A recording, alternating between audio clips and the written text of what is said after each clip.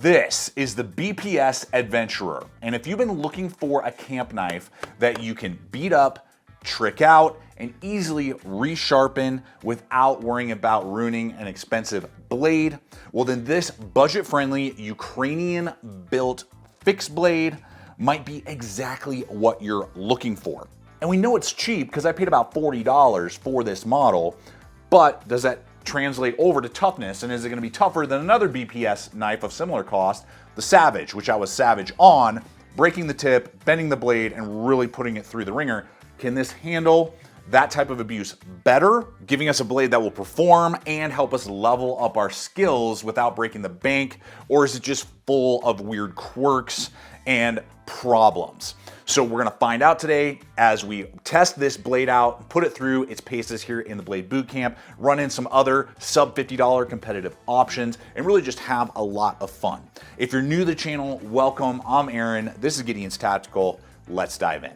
Now the Adventurer brings some unique dimensions right away for this price range in that it's full tank construction with bolted on handle scales. It's gonna be over 5 inches of blade length with a Scandi grind on an 1/8 of an inch thick stock. Usually you're gonna find over molded, Moras and things like that are usually about 4 inches in overall blade length in this size range. And so what that means is you get a lot more reach, real estate than a lot of other bushcraft kind of focused camp knives, giving you the ability to span more wood for tasks like batoning, splitting, which this was able to do without much difficulty, going through thick pine and other white woods. That's what I have in the Rocky Mountains to work with. It was able to do that. And it's gonna give you a lot of reach if you needed to pierce, stab, and we can speak to one thing that it definitely outcompetes its sibling, which has a full flat grind on a similar stock thickness. It is able to pierce but then handle lateral abuse without bending or snapping the tip. So durability wise, right out of the gate, if you use the tip of your blade or expect it to be able to pierce and then pry, do different things, don't treat your knives like pry bars, but this will definitely be able to accomplish that. And because of the low Scandi grind, it is going to be able to cut through just about everything. It has a great factory edge on it. That's how I test all of my blades. You're easily able to cut through all kinds of not only man-made material like cordage and rubber and rope, so if you're just using it like a general utility knife, but then of course, woodscrafting. This thing bites into wood very aggressively, and you really have to kind of work with it to figure out the right geometry, and then you can get amazing feather sticks to help you get a fire going, because it does have a 90-degree spine so that you can scrape, throw sparks, get fires going, and it comes with a fire steel on the sheath that we'll look at in a little bit. So those attributes all coming together, even though for me personally, I prefer on these type of knives like a high saber or flat grind, not a full flat, but a high flat grind. This Scandi really does work well, and for particularly the type of steel, which is 1066 steel, like the Battle of Hastings, 1066. That is a low grade carbon steel. They do an HRC of 57 to 59. We're going to talk about how that handles like weight hanging and bending and those type of things a little bit later. But what that does is hold a decent edge for this price range, but it is not going to win any awards in edge retention. Now, which is good, when I was doing a lot of impact, this held up well. Even when I was doing the chopping, I could cut through a piece of paper after all of the abuse that you're seeing throughout this video, including side splitting and those type of things. Now, it's not gonna chop very well because it only weighs 6 ounces, which means it's very light, easy to carry this large blade, but it means that the steel will perform better than some other budget-friendly steels out there, but you are gonna have to maintain it, keep an eye on it, and that's where one of the first kind of like customization options that this type of blade brings to the table is that you can learn how to either do patinas, like mustard patinas, you can blue the blade, you can do a lot of things that is just fun and kind of gives it a little bit of a hobby level that more expensive carbon blades usually would have some sort of powder coat or spray on coating to fight against rust. This will definitely rust, you got to keep an eye on it, but this gives you the ability to maybe learn how to customize and kind of trick out and protect kind of old world vibe type of blade from the elements. But overall, easy to resharpen, very, very easy to resharpen. Comes with a really good edge and really does perform well with just the basic things you want your knife to do. Now, in just a moment, we're gonna get into sheath and some of the other kind of quirks and then run in some of those competitive options and see how the hang weight test, where I bent the first BPS, whether or not it's gonna affect that. But it's a YouTube video, so I wanna invite you to like, subscribe, make sure to hit the bell icon so you can be notified every week when I do new videos just like this. And I wanna take a moment to give a shout out to today's sponsor, which is Huckberry. And specifically the boots that I have been rocking this spring mud season. And they're exclusive, extra tough deck boots. And oh my gosh, have I been missing out not having had these in past seasons, because with 100% waterproof capability, with muck and sludge, regardless if it's in the backyard as the spring comes and snow melts and rain and all that, or when I'm out testing gear and equipment, these things are awesome. And with the chevron soles, they are so grippy on ice and wet, environments. And then they're just easy to slip on, slip off. You're not fighting with laces and doing that thing. It just has made transitioning from like a vehicle to the outdoors, or from the blade boot camp to indoors, those type of things, just so much easier. And you need to get yourself a pair if you have not yet picked up an extra tough pair of deck boots. And I understand now why Alaskans love using them on their wharfs, on their decks, on the ships and that type of stuff. These things are freaking amazing. So Huckberry is an amazing place to pick not only these exclusive patterns, they have some other models to choose from as well, and a lot of other spring apparel that they are currently dropping. So all the link popping up over to the Huckberry site, as well as in the description box below, where you can explore all the different options that they have available so your feet can stay dry as we transition into springtime. Now, a good blade has got to have a good pair of pants, the sheath that transports your blade. And when we're talking about a sub $50 knife, it's really hit or miss with the sheath options. But BPS knives, all the sheaths that I've ever had, I've always been really impressed with. And a lot of manufacturers would charge you almost the cost of the knife just to get yourself a sheath like this. We have a rivet here, we have good stitching, we have a belt loop, dangler, very thick leather, and then we have a a fire steel loop for the included fire steel that matches the handle. Then we have good tension that keeps the blade really locked in, and then you can pull it out and you can always wet form it. And it's got a really good kind of gunslinger ride, which is what I look for. Now, most of them, especially if you purchase on Amazon, and I'll have links popping up to my affiliate store, my Amazon store, if you're interested.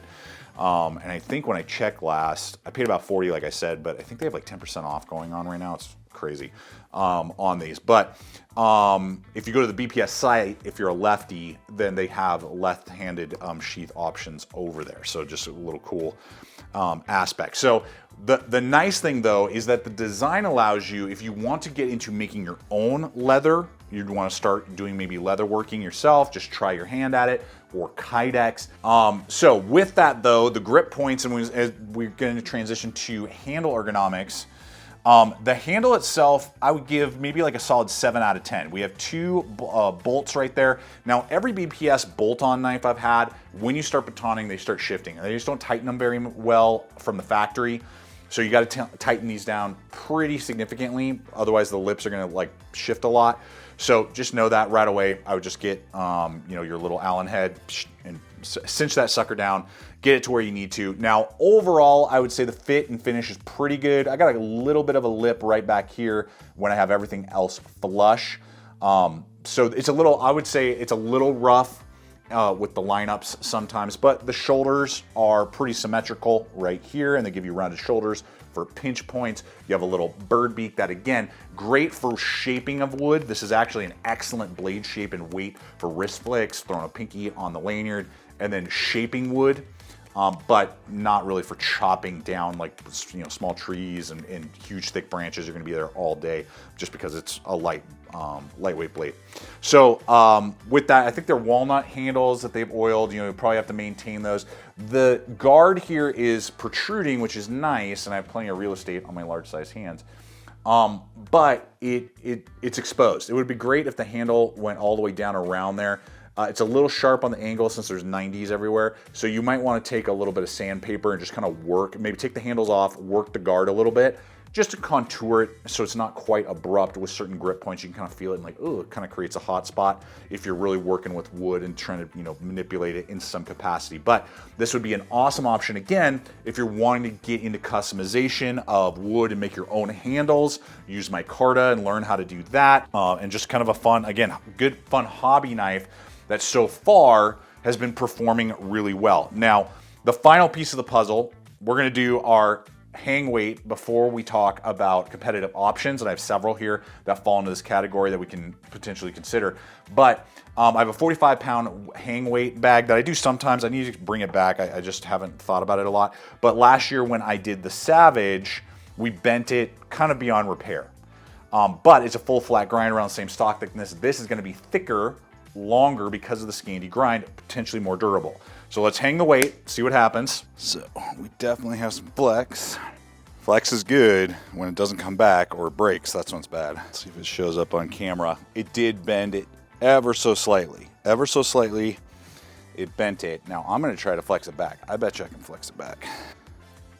There we go. I don't know if you guys can tell, but I think I got that perfectly straight again. So I don't know if you guys can tell, I have bent it perfectly back into place. So it's just a slight kick, and I was able to flex it. And that's because of the 1066 steel and the type of heat treat that they're doing.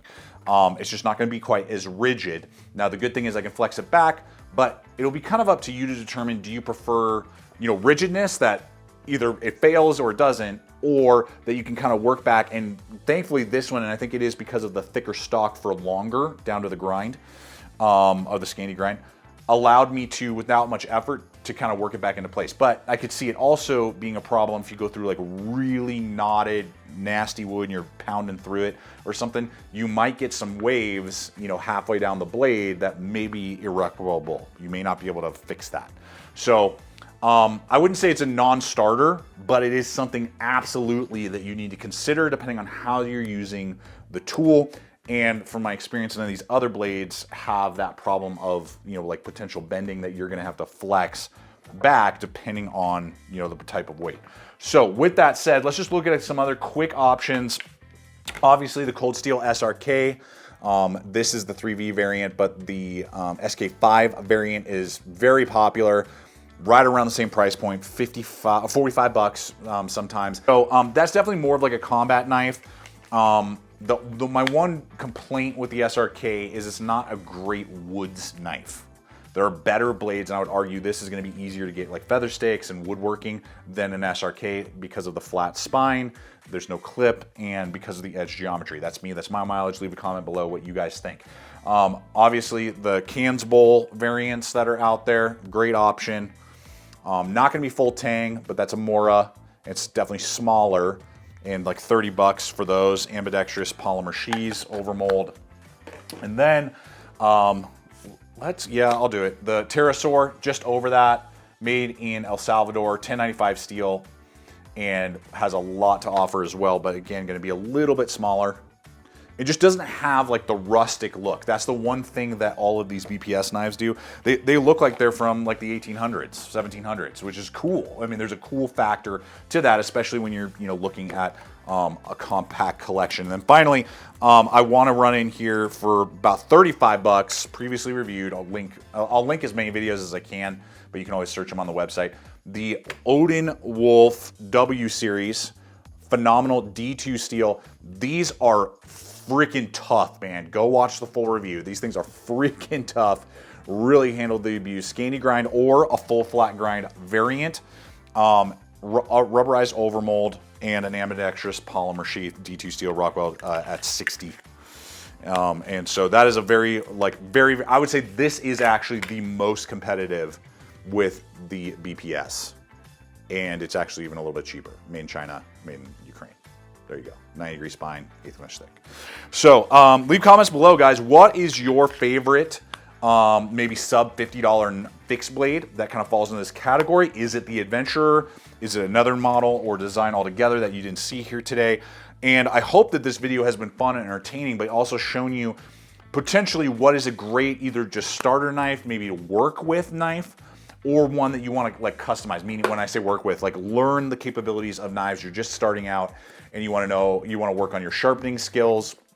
You want to work on, you know, just the usability, what works, what doesn't, and then maybe you're trying to either learn how to mod. Maybe you're even starting your own knife company, and you're like, I want to learn because I have an idea to work handles, make sheaths, do things like that. This is a potentially great option to kind of get your foot in the door for those type of things. So appreciate you guys for hanging with me today. Check out the other video, subscribe if you haven't. Until next time, always remember to stay equipped, stay prepared, and I'll see you out there.